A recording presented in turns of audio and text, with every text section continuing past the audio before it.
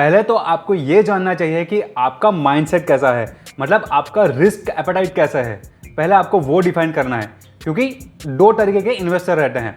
First one जो थोड़े aggressive रहते हैं, उनको मिड और स्मॉल कैप कंपनियां अच्छी लगती है और उनको 1 या 5 साल के बीच में अच्छे रिटर्न चाहिए, बट वो थोड़े रिस्क लेने के लिए भी तैयार है उसके लिए। ऐसे इन्वेस्टर को हम एग्रेसिव इन्वेस्टर बोलेंगे। ऐसे बहुत सारे इन्वेस्टर हैं जिन्होंने शॉर्ट टर्म में काफ़ी अच्छे रिटर्न प्रोवाइड किए हैं। फॉर एग्जांपल विजय केडिया, उनका माइंडसेट मिड कैप और स्मॉल कैप स्टॉक्स पर ज़्यादा रहता है और वो ऐसा मानते हैं कि मुझे लॉन्ग टर्म के लिए नहीं बट छोटे टर्म के लिए बहुत अच्छे रिटर्न मिल सकते हैं, तो क्यों मैं लॉन्ग टर्म के लिए इन्वेस्ट करूं। बट उसके लिए आपको मार्केट के बारे में डीप नॉलेज होनी चाहिए, कंटिन्यूस मार्केट के ऊपर वॉच होनी चाहिए और उस स्टॉक्स में आपको कब इन्वेस्ट करना है और कब आपको एग्जैक्टली सेल करना है उसके बारे में डिटेल में जानकारी होनी चाहिए। तभी आप एज ए एग्रेसिव इन्वेस्टर काफ़ी अच्छे मनी बना पाओगे।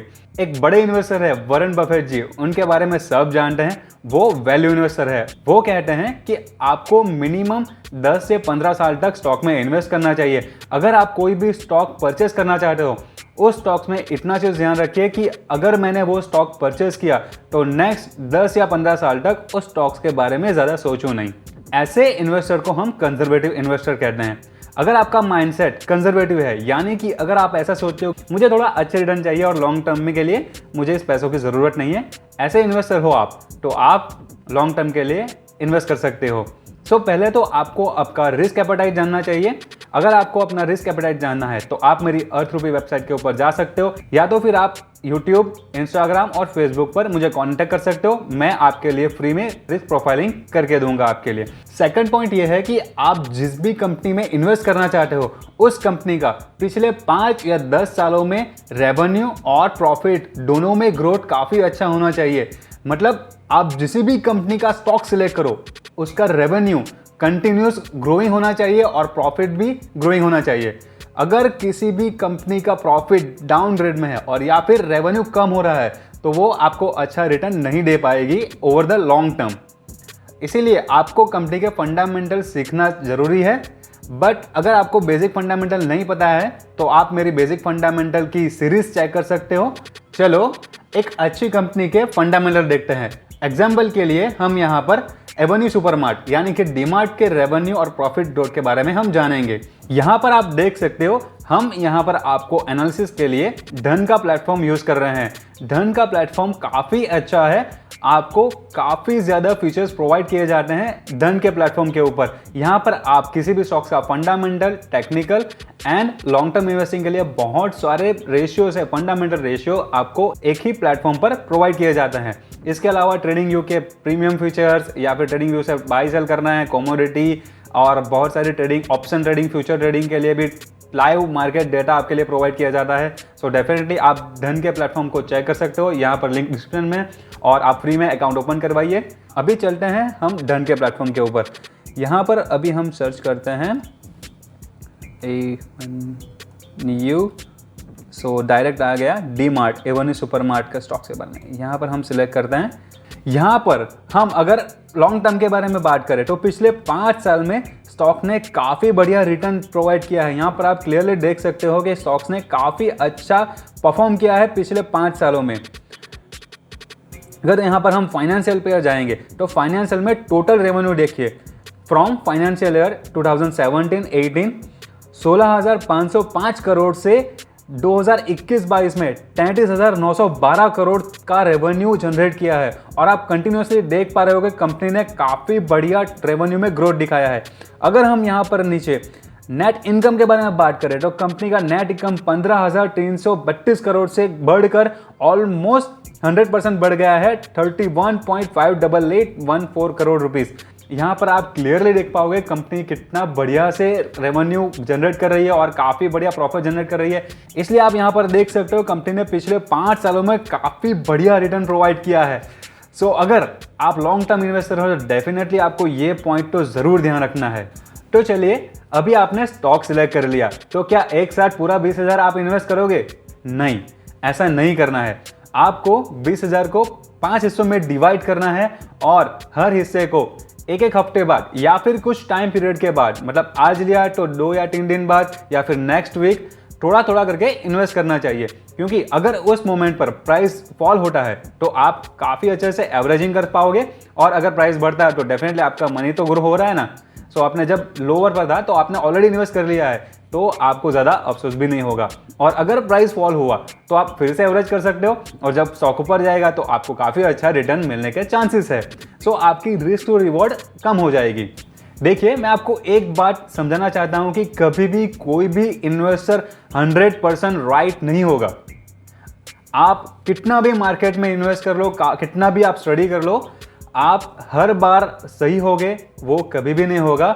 फॉर एग्जाम्पल, वॉरेन बफेट जी जो एप्पल के स्टॉक्स में काफ़ी टाइम तक इन्वेस्ट नहीं किया, क्योंकि वो ऐसे कह रहे थे कि उनको आईटी में समझ में नहीं आ रहा है। But after a long time जब एप्पल काफ़ी अच्छा ग्रोथ कर लिया, उसके बाद उन्होंने इन्वेस्ट किया और अभी उन्होंने काफ़ी अच्छा रिटर्न लिया है। सो इससे बचने के लिए आपको क्या करना है? सपोज आपको 1 लाख रुपए इन्वेस्ट करना है, तो आप 1 लाख को डिवाइड बाई 20 यानी कि 5,000 रुपये किसी भी एक स्टॉक्स में 5,000 से ज़्यादा इन्वेस्ट नहीं करिए। क्यों? अगर आपका प्रेडिक्शन रॉन्ग हुआ तो आपका 100% कैपिटल नहीं जाएगा, बट उसके सामने अगर दूसरे स्टॉक्स परफॉर्म अच्छे करते हैं तो आप जो इस स्टॉक्स में से लॉस हुआ वो दूसरे स्टॉक्स में से कवर कर सकते हो। सो मेरा मानना ऐसा है कि आप अपने पोर्टफोलियो में 15 से 20 स्टॉक से ज़्यादा नहीं होने चाहिए और 15 से 20 स्टॉक से कम भी नहीं होने चाहिए। अभी आप बोलोगे कि चलो मैंने एक स्टॉक्स में 5% से ज़्यादा नहीं दिया, लेकिन क्या मैं एक ही सेक्टर में सारा स्टॉक ले सकता क्या? नहीं, ऐसी गलती कभी भी मत करना। आपको एग्जाम्पल के साथ बताऊं, 2020 के बाद जब मार्केट बूम में चल रहा था, मतलब मार्केट अप ट्रेंड में चल रहा था, तब आईटी स्टॉक्स ने काफी अच्छा रिटर्न प्रोवाइड किया और सब ऐसा ही बोल रहे थे कि आईटी स्टॉक्स कभी रिसेशन में नहीं आएगा, आईटी स्टॉक्स हमेशा ही बढ़ेगा। इवन मेरे फ्रेंड्स भी बोल रहे हैं कि आईटी स्टॉक्स ले लो, वो लॉन्ग टर्म के लिए बहुत अच्छा है। बट पिछले कुछ महीनों में आपने देखा होगा कि आईटी काफी बढ़िया फॉल किया है। मैंने उस टाइम पे भी काफी लोगों को बोला था कि भाई आईटी एक सेक्टर को मत पकड़ो, ऑलवेज अलग अलग सेक्टर में डाइवर्सिफाइड करो। सेम मैं आपको भी वही सजेशन दूंगा, कभी भी एक सेक्टर में इन्वेस्ट मत करो। इकोनॉमी हमेशा दो साइड पर चलती है, आइदर ग्रोइंग इकोनॉमी और रिसेशन में चलेगी, मतलब डाउन ट्रेंड इकोनॉमी। जब ग्रोइंग इकोनॉमी होगी तब IT sector, auto sector, banking sector, financial sector सारे आपको काफी अच्छे रिटर्न प्रोवाइड करेंगे। बट इकोनॉमी डाउन ट्रेंड में होगी, मतलब रिसेशन में चल रही होगी, तब सेफर सेक्टर यानी कि फार्मा सेक्टर, एफएमसीजी सेक्टर, वो काफी अच्छे से आपको रिटर्न प्रोवाइड करेगी और आपके पोर्टफोलियो को नेगेटिव ले जाने से रोकेगी। इसीलिए आप जब भी इन्वेस्ट करो, मतलब एक होना चाहिए ग्रोथ सेक्टर, दूसरा होना चाहिए सेफर सेक्टर्स। ऐसे पूरे आपके पोर्टफोलियो को अलग अलग सेक्टर में डिवाइड करिए और ऐसे आप डाइवर्सिफाइड काफी अच्छे से कर सकते हो। देखिए, अभी आपके माइंड में क्वेश्चन होगा कि आपने सेक्टर तो बोल दिया लेकिन मुझे कंपनी के बारे में ज्यादा पता नहीं है, मैं एकदम इनिशियल लेवल पर हूं, तो कैसे इन्वेस्ट करूं? तो पहले तो 10 सेक्टर को डिवाइड करिए। कौन कौन से sectors? Financial sector, banking sectors, IT, auto, pharma, फिर एनर्जी, मेटल, ऐसे 10 सेक्टर्स में हर सेक्टर के टॉप 2 कंपनीज में इन्वेस्ट करिए। अभी टॉप 2 कंपनी कैसे आपको मिलेगी? हर सेक्टर में आप अगर सर्च करोगे तो उसमें टॉप 2 कंपनीज आप गूगल पर काफी इजीली सर्च कर पाओगे कि कौन सी कंपनी टॉप लीडिंग कंपनी है India in this particular sector.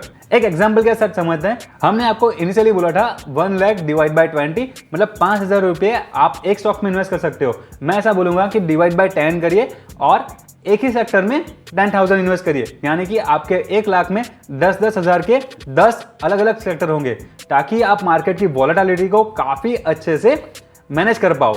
देखिए, अगर हम बैंकिंग सेक्टर के एग्जांपल के साथ समझे, 10,000 में बैंकिंग स्टॉक्स लेना है तो आप क्या करोगे? 5,000 आप पब्लिक सेक्टर बैंक को ले सकते हो और दूसरे प्राइवेट सेक्टर बैंक को बाकी 5,000 इन्वेस्ट कर सकते हो। ऐसे आप काफी अच्छे से पोर्टफोलियो डाइवर्सिफाई कर पाओगे और आप लॉन्ग टर्म के लिए काफी बढ़िया मनी ग्रो कर पाओगे। सो मैंने आपको बेसिक समझाने की कोशिश की कि आप काफी इजीली 1 लाख रुपए इन्वेस्ट कर सकते हो अगर आपको बेसिक नॉलेज है स्टॉक मार्केट के बारे में। देखिए, और बहुत सारी चीजें ऐसी हैं जो हमारे लिए जाननी बहुत जरूरी है, ताकि हम हमारे मनी को काफी अच्छे से ग्रो कर पाए और सेव कर पाए, ताकि हम हमारी फैमिली और हमारे चिल्ड्रंस के लिए इन्वेस्ट करें और उनके लिए काफ़ी अच्छे से कॉर्पस क्रिएट कर पाए। एज ए इन्वेस्टमेंट एडवाइजर मैं ऐसी कोशिश करूंगा कि मैं आपको हमेशा सही एडवाइस दूं ताकि आप कहीं भी फ्रॉड या फिर कहीं पे भी पैसा ऐसी जगह पर डालो फिर आप रिग्रेट करो, ऐसा ना हो। अगर आपको ऐसे कभी भी कोई भी फाइनेंशियल प्रॉब्लम है तो आप मुझे डेफिनेटली कभी भी कांटेक्ट कर सकते हो। आप मेरे टेलीग्राम चैनल को ज्वाइन कर सकते हो, मुझे इंस्टाग्राम पर फॉलो कर सकते हो और ऐसे बहुत सारे वीडियो के लिए आप मुझे यूट्यूब पर भी सब्सक्राइब कर सकते हो। अगर आपको ये मेरा वीडियो इन्फॉर्मेटिव लगा है तो डेफिनेटली आप अपने फ्रेंड्स के साथ शेयर करिए ताकि वो भी समझ पाएंगे कि इनिशियल लेवल पर आपको कैसे इन्वेस्ट करना है। सो ऐसे बहुत सारे वीडियो आते रहेंगे। आपका प्यार मुझे लाइक के तौर पर देते रहना। अगर आपको कोई भी डाउट है इस वीडियो के रिगार्डिंग तो आप कमेंट सेक्शन में आप कमेंट करिए, मैं डेफिनेटली आपको आंसर करूंगा और आप मुझे इंस्टाग्राम पर भी डीएम कर सकते हो। So investment advisor Akshay Dalal signing off. जय हिंद एंड थैंक यू।